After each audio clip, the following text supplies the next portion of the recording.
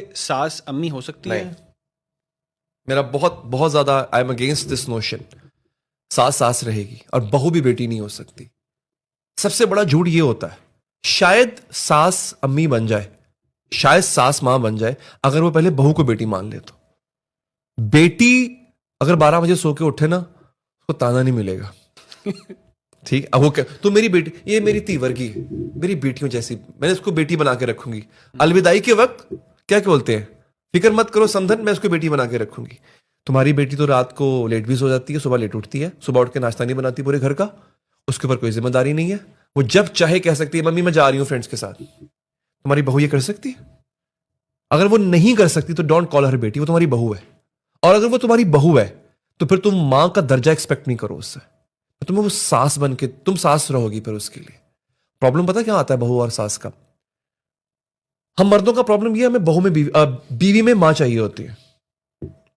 और जिस रोज मां को पता चलता है ना कि ये मेरी बीवी में मां ढूंढ रहा है वो बिफर जाती है। एक प्रॉब्लम ये है, अब ये बात थोड़ी सी मैं खुली करने जा रहा हूं और ये हकीकत है। प्रॉब्लम इसमें सिर्फ ये है कि मां हार जाती है।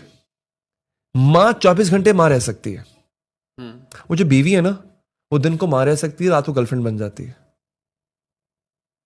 यहां पे वो बाजी जीत जाती है। एक तल्ख हकीकत है।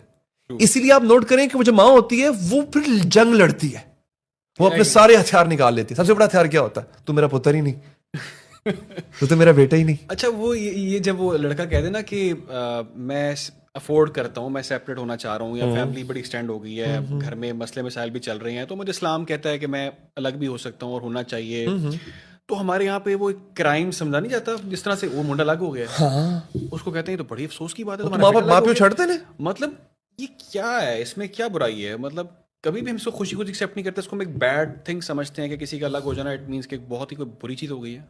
देखिए हमारे ना हमारी इस अगेन सब कॉन्टिनेंट के, इंडिया पाकिस्तान के जो सोसाइटी में ना, हमने औलाद को इन्वेस्टमेंट समझा हुआ था, और आज भी ऐसे ही है कि ये मेरी इन्वेस्टमेंट है।